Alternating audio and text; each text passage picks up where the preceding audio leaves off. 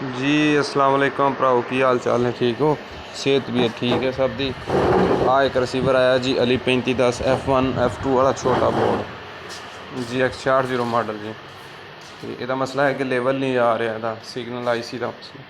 तो ਅੱਗੇ ਕਿਸੇ ਦੋਸਤ ਭਰਾ ਨੇ ਇਹਦਾ ਸਿਗਨਲ ਆਈਸੀ ਛੇੜਛਾੜ ਕੀਤੀ ਸੀ, ਹੀਟ ਅਪ ਦੇ ਕੇ ਤੇ ਇਹਨੂੰ ਚੈੱਕ ਕੀਤਾ ਸੀ ਆਪਾਂ। ਇਹਦੇ ਵੋਲਟੇਜ ਚੈੱਕ ਕਰ ਲੈਂਦੇ ਹਾਂ ਵੀ ਵੋਲਟੇਜ ਇਨ ਉੱਥੇ ਜਾਂਦੇ ਕਿ ਨਹੀਂ ਆਊਟਪੁੱਟ 'ਤੇ। ਜਦੋਂ ਇਹਦੇ ਦੋਸਤੋ ਵੋਲਟੇਜ ਚੈੱਕ ਕੀਤੇ ਓਕੇ ਆ।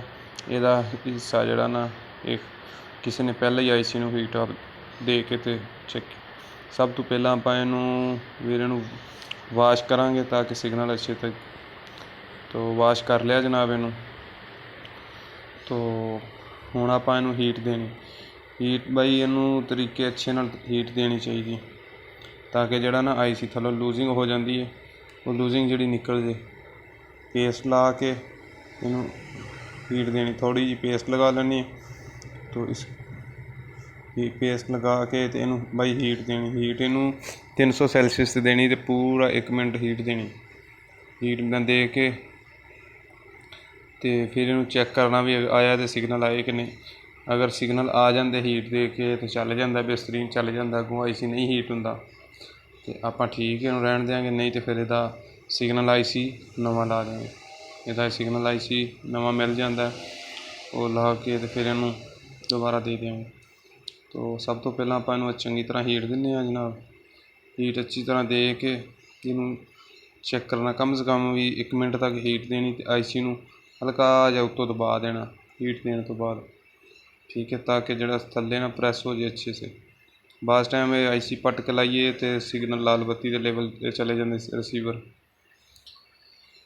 जी। तो हीट देती भाई इनू तो अपन चेक करने ताकि अपना रिसीवर लाल बत्ती तो नहीं चला गया, रेड लाइट तो नहीं चला गया, क्योंकि अक्सर मामला रिसीवर रेड बत्ती से चला जाता जी। नहीं दोस्तों, अपना रिसीवर बिल्कुल ऑन हो रहा है तो लिहाजा आप इनू चेक करते हैं लगा के ऑडियो वीडियो। तो सब तो पहला आप एंटीने की तार लगावांगे ताकि सिग्नल अच्छे तरीके ਨਾਲ चेक हो जाए। तो उस तो बाद भाई आप इनू लेवल दे के देखते हैं भी लेवल आ रहा या नहीं आ रहा। अगर तो लेवल आ जाता तो ठीक है, नहीं तो फिर आप इसका सिग्नल आईसी नवा ला दें। बहुत आसान तरीका है, ठीक है।